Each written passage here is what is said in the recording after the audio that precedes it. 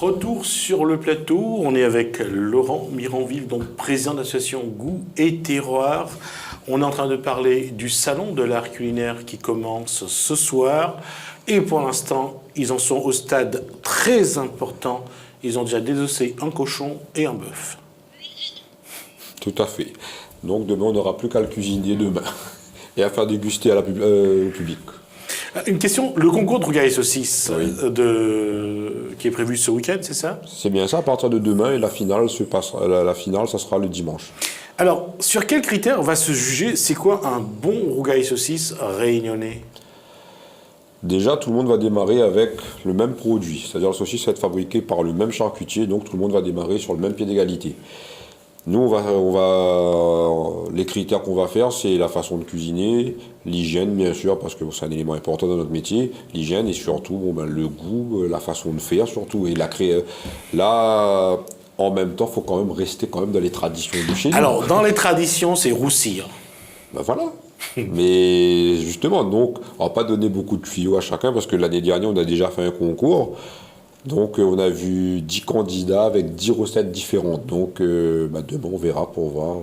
Ça va être parce que c'est quelque chose qu'on voit souvent, c'est que il faut faire revenir la saucisse, ce que tout le monde ne fait pas.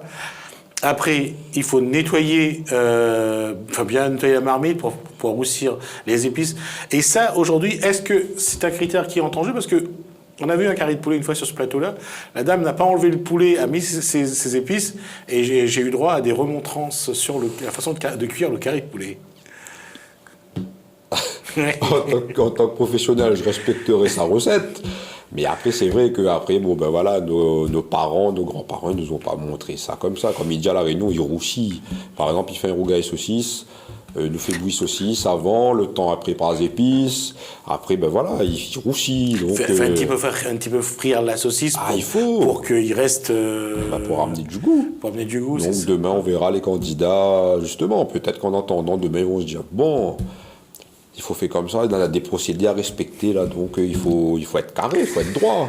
Mais après, le public aussi, ils auront droit aussi il y aura un jury, mais le public aussi sera aussi jury aussi en même temps. Et c'est toujours sourire, parce que on dit toujours que notre histoire vient aussi de notre façon de vivre, et aussi de nos misères, de ce que, avec pas beaucoup de moyens, on coupe toujours les saucisses en trois. Ça dépend, j'en ai vu. L'année dernière, comme je vous ai dit, j'ai vu en 3, en 4, en entier aussi, j'en ai vu. Donc voilà, on respecte la cuisine à chacun a son petit coup de cuillère, donc on respecte la recette à chacun. Et quand on parle de la cuisine du pauvre, et pour cette famille qui avait 10 enfants, qui avait que 3 saucisses, toujours cette solution de tout égrener dans la sauce tomate pour que tout le monde mange. On a le goût, voilà. Donc avant, le contexte était différent. Donc aujourd'hui, grand merci aujourd'hui que il y a une belle évolution. Tout le monde y mange à sa faim, pratiquement. Donc aujourd'hui, les produits sont là.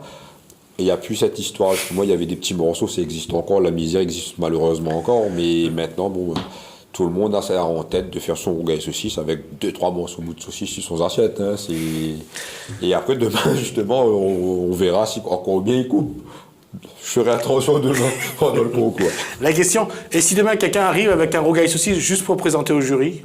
Ah ben non, ça ne va pas être pris en compte. Ah, d'accord. Parce que ça peut être fait par un professionnel, par sa grand-mère, peut-être que le coup de cuillère est encore meilleur encore.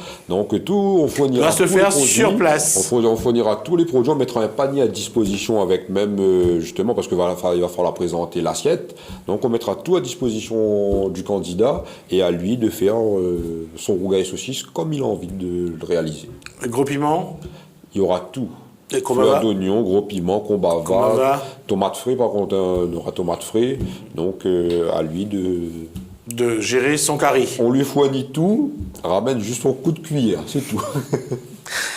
Laurent Miranville, c'est un moment, on dit toujours que lorsqu'on fait un salon culinaire, c'est pour promouvoir le patrimoine culinaire créole. Mais derrière tout ça, il y a quand même un gros travail.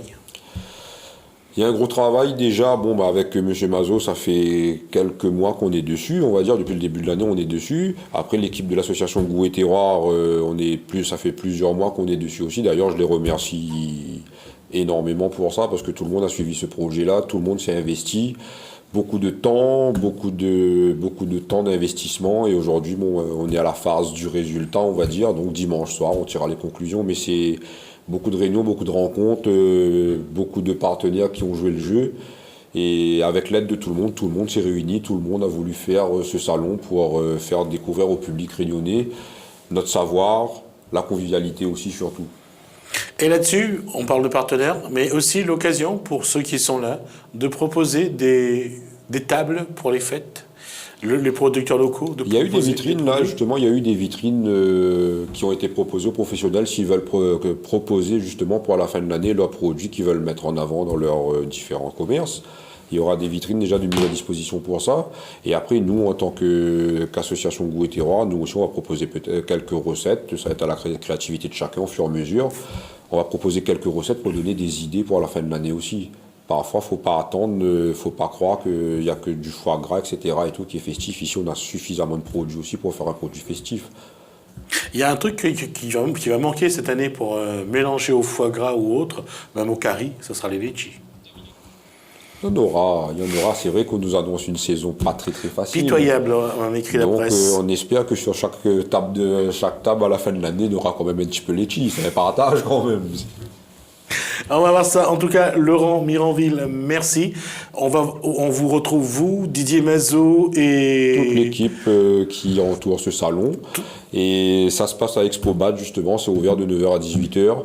Expobat, c'est à Saint-Paul. Merci à la mairie de leur soutien, parce qu'ils nous ont énormément aidés pour la logistique. Et merci à eux parce qu'ils nous ont suivis dès le départ. D'accord. En tout cas, merci. Ça a été un plaisir. J'espère vous revoir plus souvent sur ce plateau avec les produits du terroir. En tout cas, on va tout faire pour que ça se passe. Et j'espère qu'on aura l'occasion de présenter quelques plats et quelques propositions pour les fêtes de fin d'année à partir de début décembre. Merci, Laurent. Et merci à Laurent Miranville et à Didier Mazot pour ce plat qui est devant nous. La régie va pouvoir en profiter. Ce plat qui est devant nous, la régie va pouvoir en profiter. Marc, elle le mérite, bien sûr. Moi, je vous dis, c'est en tout cas le début du week-end. J'espère que ça vous a mis en appétit. Je vous souhaite donc un très bon début de week-end, un très bon début de soirée sur Télé Créole. Je vous souhaite un très bon week-end et je vous dis à lundi. Bonsoir.